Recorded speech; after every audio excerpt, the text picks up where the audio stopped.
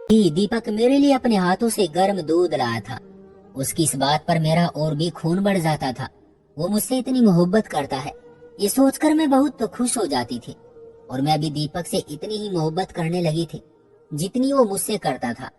एक समय था जब मैं उससे बहुत नफरत किया करती थी, लेकिन उसने मेरी नफरत को मोहब्बत में बदल डाला था।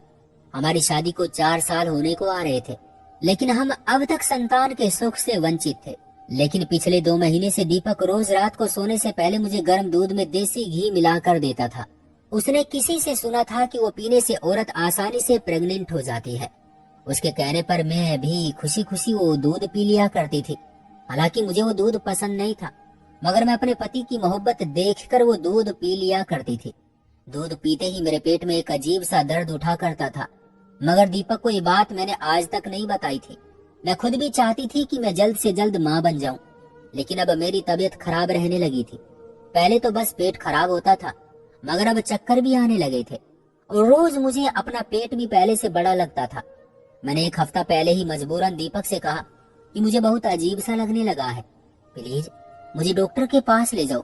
मगर उन्होंने इस बात पर कोई ध्यान न दिया और उल्टा मुझे समझाने लगे कि देखो काजल, कभी कभी ऐसा हो जाता है, तुम्हें देसी घी और दूध की आदत नहीं है, इसलिए तुम्हें तुम्हारी तबीयत में गड़बड़ महसूस होने लगी है। बस आहिस्ता आहिस्ता तुम्हें आदत हो जाएगी। वो बहुत प्यार से मुझे समझाकर चले गए और मेरा दिल टूट कर रह गया। आखिर मैं कैसे समझाती उनको कि मुझे बहुत तकलीफ रहने लगी थी, और न घर में कोई औरत थी कि मैं उनसे ही कुछ पूछ लेती। मेरे सास ससुर गांव में रहते थे, दीपक की जॉब लगी थी, तो तभी से दीपक इसी शहर में रहते हैं और मैं इसी घर में ब्याह कर आई थी। अभी मैं उन्हीं सोचों में गुम थी कि तभी मेरी बहन की कॉल आ गई, जो इंग्लैंड में रहती थी। मेरी कभी कभी ही उससे बात हो पाती थी। आज मैंने उसको बता दिया कि काफी दिनों से मेरी तबीयत खराब रहने लगी है। मेरी बात सुनकर वो अचानक खुशी से चिल्लाई, काजल मुझे तो लगता है कोई गुड न्यूज है, ऐसा तो प्रेगनेंसी में ही होता है। वो बहुत खुश लग रही थी और उसकी बात सुनकर मैं भी खिल उठी थी। तुम सच कह रही हो ना? अरे 100% सच कह रही हूँ, बस तुम आज ही डॉक्टर से चेकअप करवा लो। उसने मुझे बहुत सी सावधानियां बताई और मुझे एकदम डॉक्टर के पास जाने को कहा। आज मैं बहुत खुश थी और जल्दी से तैयार होकर दीपक को कॉल करने ही वाली थी कि उनका मैसेज आ गया। जाने मन आज रात में घर नहीं आऊंगा, एक जरूरी मीटिंग के सिलसिले में बॉस के साथ दूसरे शहर जाना पड़ रहा है। मैं कल तक वापस आ जाऊंगा। तुम अपना बहुत ख्याल रखना और दरवाजे खिड़की अच्छे से बंद कर लेना। उसका मैसेज पढ़कर मेरा सारा मूड ऑफ हो गया। एक तो मैं इस बात से बड़ा तंग थी, मुझे जहाँ भी जाना होता था दीपक को ही लेकर जाना पड़ता था। अब मैं क्या करूं? मैं कुछ देर सोचती रही और फिर अपना बैग उठाकर घर को अच्छे से लॉक करके बाहर आ गई। कुछ कदम के फासले पर ही मेन रोड था।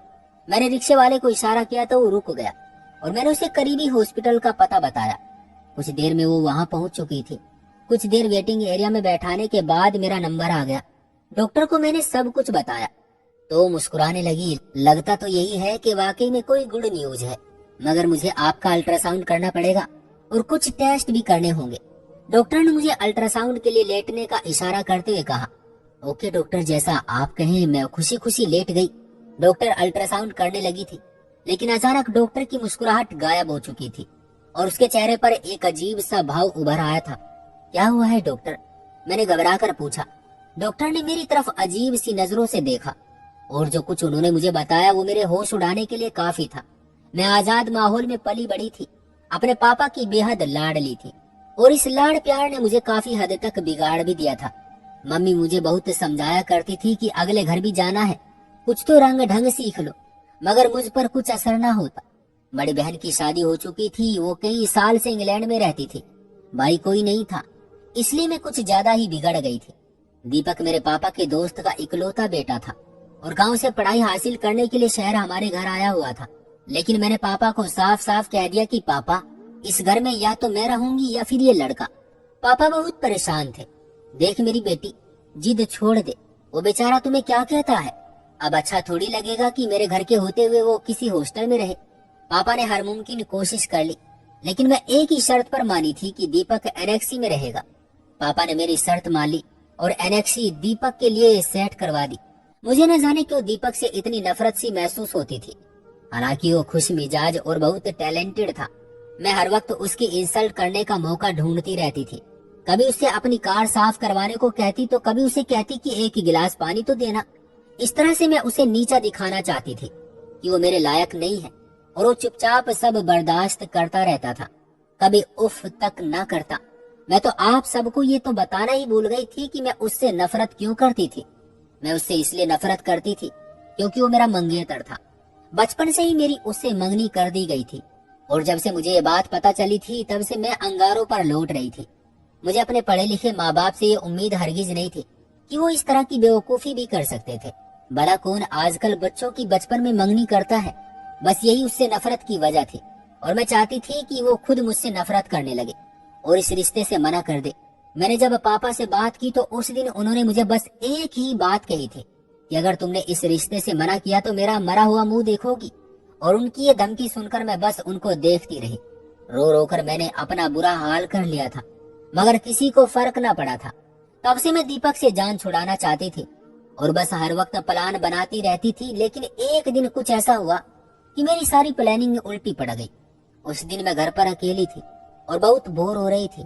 ऐसे में मेरी दोस्त टीना की कॉल आई कि वो मुझे शॉपिंग के लिए पिक करने आ रही है। उसकी बात पर मैं जल्दी से तैयार होकर बाहर आ गई। उस वक्त दोपहर के 3 बज रहे थे। हर तरफ खामोशी का राज था। मैं गेट से बाहर टीना का वेट कर रही थी कि अचानक एक कार मेरे सामने आकर रुकी और कुछ लड़कों ने मुझे घेर लिया। उससे पहले कि मैं शोर मचाती वो लोग मुझे अपनी कार में जबरदस्ती बैठा चुके थे। एक लड़के ने मुझे एक कपड़ा सुंघाया। उसके बाद मुझे चक्कर आने लगे और मुझे कुछ होश न रहा। जब मुझे होश आया तो मैं एक कमरे में थी। झलंगा सी चारपाई में मुझे लटका कर बांध दिया गया था। वहां इतनी बदबू थी कि मुझे उल्टी आने लगी। मेरे साथ क्या हो गया था अचानक, और अब मैं कहाँ थी मुझे कुछ पता नहीं था। मम्मी पापा एक जानने वाले के यहाँ गए थे और वो रात को देर से लौटते। किसी को पता न था कि मैं घर पर नहीं हूँ। बस मैं ऊपर वाले का धन्यवाद करती थी कि मेरी इज्जत सुरक्षित थी। 1.5 उम्र औरत कमरे में आकर मुझे खाना पानी दे जाया करती थी। मुझे यहाँ आए हुए 4 दिन हो चुके थे। मैं ये तो समझ चुकी थी कि मुझे किडनैप इसलिए किया गया था ताकि पापा से पैसे ले सके, लेकिन अब तक ये लोग पापा से क्यों नहीं मिले थे। मैं रोती रही और उस औरत को कसमें देती, मुझे जाने दो, तुम लोगों को जितना पैसा चाहिए मैं तुम्हें दूंगी। मगर वो औरत अपना मुंह कभी ना खोलती थी। इसी तरह 15 दिन गुजर गए और एक दिन अचानक पुलिस ने उनके अड्डे पर छापा मारा और मुझे उनकी कैद से आजाद करवा लिया गया। वहाँ 4 लड़के और 2 औरतों का गिरोह था जो फिरौती के लिए अपहरण किया करते थे। दूसरी औरत को तो मैं देखकर ही पहचान चुकी थी। वो 1 साल पहले हमारे घर में काम किया करती थी। फिर एक दिन अचानक वो चली गई थी। बाकी के लोगों को मैं नहीं जानती। पुलिस ने मेरे साथ साथ कुछ और लोगों को भी बचाया था। मैं घर पहुंचकर पापा के सीने से लगी रो रही थी। उस वक्त आधा खानदान हमारे घर में था। मेरी हालत बहुत खराब थी। मैं ये भीड़ देखकर गुस्सा हो गई थी। पापा ये लोग यहाँ क्या कर रहे हैं, निकाले इनको यहाँ से। मैं अचानक चिल्लाई थी, क्यों आए हो तुम सब यहाँ पर, मेरा तमाशा देखने के लिए। मैं बहुत गुस्से में आ गई थी और रोए जा रही थी। मेरी दोस्तों ने मुझे संभाला और कमरे में ले जाने लगी। रस्सी जल गई मगर बल नहीं गया। एक औरत की आवाज मेरे कानों में पड़ी। मैंने मुड़कर देखा, क्या कहा? मैंने उसकी आंखों में आंखें डालकर पूछा, अरे सच ही तो कहती हूँ, इतने दिन घर से बाहर रहकर आई है, वो भी न जाने कितने मर्दों के साथ, और अब भी बेहया बन के हम पर चिल्ला रही है। औरत मेरी मौसी की सास थी। हाँ बहन, इनकी तो दीदों का पानी ही मर गया है। बजाय सर झुकाकर शर्मिंदा होने के उल्टा हम पर ही भड़क रही है। अरे इसका क्या भरोसा, खुद गई होगी उन लड़कों के साथ बहन, वरना शर्म से डूब चुकी होती अब तक। जितने मुंह उतनी बातें। हर औरत मेरे किरदार की लकीरें खोलने में लगी थी। उनकी बातें सुनकर मुझे जोर का चक्कर आया और मैं जमीन पर आ गिरी। मेरा किडनैप होना और 15 दिन तक घर से बाहर रहना मेरे किरदार पर दाग की तरह फिट कर दिया गया। कोई मेरी बातों का यकीन नहीं कर रहा था। पापा की कमर टूट चुकी थी, यहाँ तक कि मुझे अपनी बेगुनाही का सबूत देने के लिए मेडिकल चेकअप का भी मशवरा देने लगे थे। मैं बहुत कमजोर पड़ चुकी थी। 1 महीने के अंदर अंदर मैं बहुत बदल चुकी थी। मेरी सहजता मर चुकी थी। मुजरिम न होते हुए भी समाज ने मुझे मुजरिम बना डाला था। मैंने अपने कमरे से निकलना छोड़ दिया था। एक दिन पापा मेरे कमरे में आए और मुझे मेरी शादी की खबर दी। उनकी बात पर मैं चौंकी जरूर, मगर खामोश रही। काजल मेरी बच्ची, अब यही एक रास्ता रह गया है लोगों का मुंह बंद करने के लिए। कल तुम्हारी शादी होगी और उस शादी में बस घर वाले ही शामिल होंगे। मैंने बस एक ही सवाल पूछा, किससे हो रही है मेरी शादी? और पापा ने वही नाम बताया, दीपक। हमारी शादी हो चुकी थी और मैं दीपक के घर पर आ चुकी थी। उसने कुछ दिन पहले शायद ये घर खरीदा था। जैसे ही वो कमरे में दाखिल हुआ, मैंने उससे एक सवाल पूछा, कितनी कस्में दी मेरे पापा ने आपको मुझसे शादी करने के लिए। मेरी बात पर उसकी मुस्कुराहट गायब हो गई। काजल, इतना शक मत किया करो, शादी तो मुझे तुमसे ही करनी थी, क्योंकि मैंने जब से होश संभाला है तब से तुम्हारे ही ख्यालात मेरे दिल में आते हैं। और रही बात इस हादसे की, तो मुझे उसका बहुत अफसोस है। मैं तुमसे बहुत शर्मिंदा हूँ काजल, क्योंकि मैं तुम्हारे लिए कुछ ना कर सका। लेकिन मैं वादा करता हूँ कि अब कोई तुम्हारी तरफ उंगली भी उठाएगा तो मैं उस उंगली को ही तोड़ दूंगा। उसकी बातें सुनकर मुझे कुछ सुकून मिला था, वरना मैंने तो सोचा था कि वो गिन गिन कर मुझसे बदले ले लेगा। हमारी शादी साधारण तरह से हुई थी, मगर हमारी शादी की खुशी में एक पार्टी बहुत ही धूमधाम से हुई थी। दीपक ने पूरे खानदान को इनवाइट किया था। उसने सब पहले से प्लान किया हुआ था, मगर मुझे कुछ पता न था। वो दोपहर को ही मुझे शहर के सबसे अच्छे ब्यूटी पार्लर में ले गया था, और रात को शादी हॉल में सब लोग हम दोनों को खुश देखकर दंग रह गए। जिस तरह वो मुझ पर जान निछावर कर रहा था, खानदान की औरतों को आग ही लग चुकी थी। दीपक ने मेरा सर फिर से ऊंचा कर दिया था, और पापा भी अब सर उठाकर सबसे मिल रहे थे।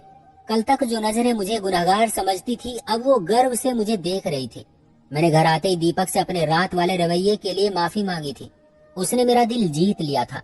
हम एक दूजे के बिना नहीं रह सकते थे। इसी तरह वक्त गुजरने लगा और 4 साल बीत गए, और कुछ महीने से दीपक मुझे ये दूध पिला रहा था, जिसकी वजह से मेरी तबीयत दिन ब दिन खराब होने लगी थी। और आज जो कुछ डॉक्टर ने मुझे बताया था, वो सुनकर तो मेरे पैरों तले से जमीन ही निकल चुकी थी। मैं सोच भी नहीं सकती थी कि दीपक मेरे साथ ऐसा भी कर सकता है।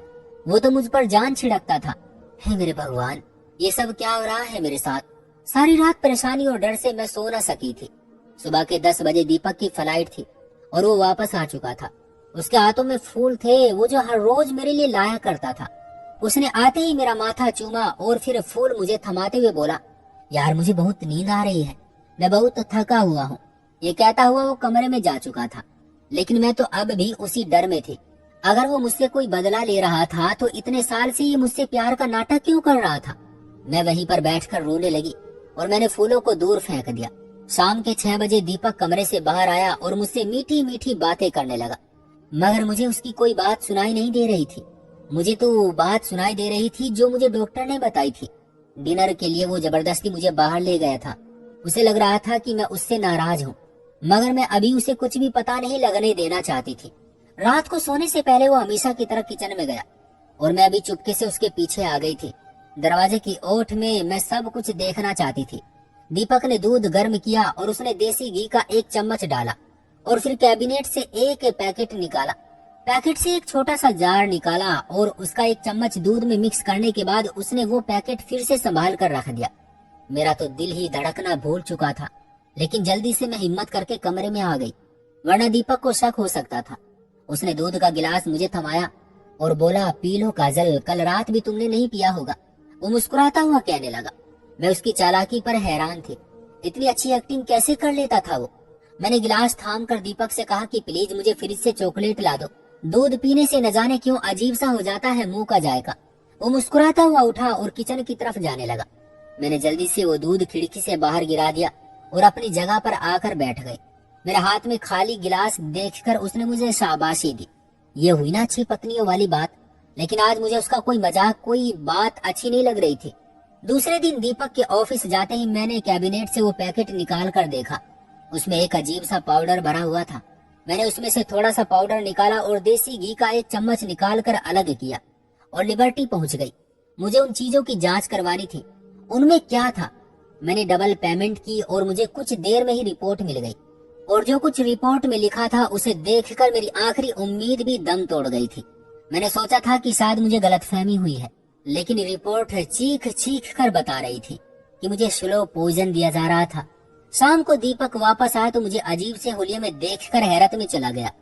क्या हुआ है काजल, ऐसे क्यों पड़ी हो? तबीयत तो ठीक है ना? लेकिन मैंने आज सब कुछ जानने का फैसला कर लिया था। दीपक, आपको मुझसे बहुत नफरत है ना?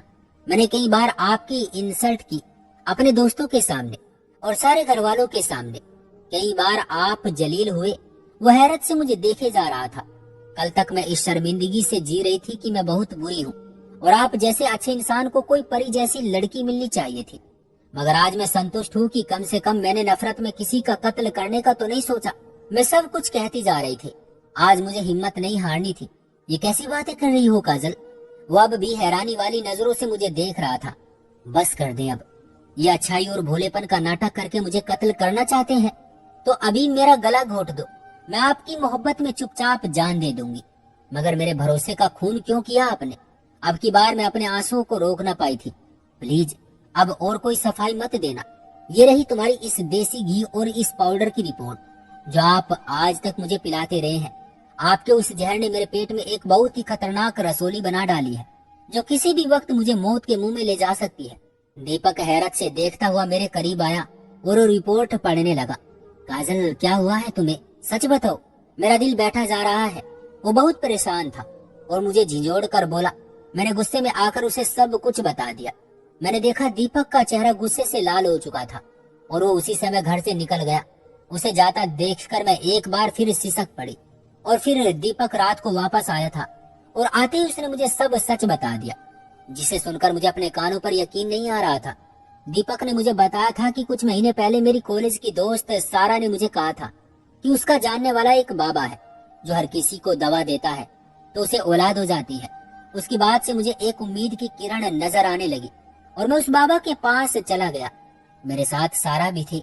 उस बाबा ने मुझे दवा दी और देसी घी का डब्बा दिया और कहा कि ये दोनों दूध में मिलाकर देने हैं। उसने मुझे कहा कि अपनी पत्नी को पता मत होने देना कि तुम दूध में दवाई भी मिलाते हो। आजकल की लड़कियां देसी दवाइयों पर यकीन नहीं रखती। उसकी बात सुनकर मैं चुप हो गया था और मैंने तुम्हें वो दूध पिलाना शुरू कर दिया था। लेकिन मैं नहीं जानता था कि सारा और उस बाबा ने मिलकर तुम्हें रास्ते से हटाने के लिए मुझे जहर दिया था ताकि सारा मुझे पा सके। इस काम के लिए सारा ने बाबा को 3 लाख रुपए दिए थे। काजल, मैंने जैसे ही रिपोर्ट देखी मैं उसी वक्त पुलिस स्टेशन गया था और उन दोनों को गिरफ्तार करवाकर फिर वापस लौटा हूँ। मेरी जान अनजाने में क्या करने चला था मैं, वो मुझे थाम कर रो पड़ा था। काजल, मैं तुमसे बहुत मोहब्बत करता हूँ यार। तुम ऐसा सोच भी कैसे सकती हो? उसके आंसू मेरे दिल पर पड़े रहे उसके आंसू मेरे दिल पर पड़ रहे थे। एक बार फिर वो जीत गया था।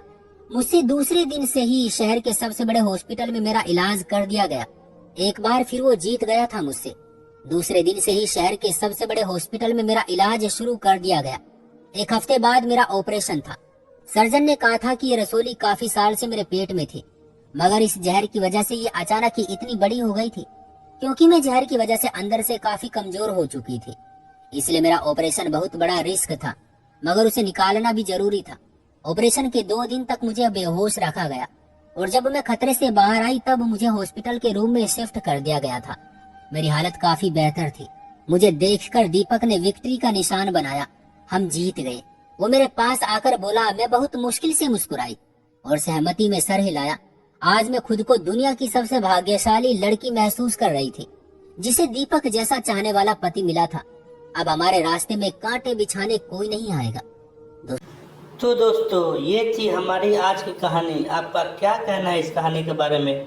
कमेंट करके हमें ज़रूर बताएं। वीडियो को लाइक कर दीजिए और चैनल को सब्सक्राइब करके घंटी को दबाकर ऑल पर सेट कर लीजिए ताकि आने वाले वीडियो आपको तुरंत मिले। मुझे दीजिए अगली वीडियो तक इजाज़त। तब तक के लिए धन्यवाद।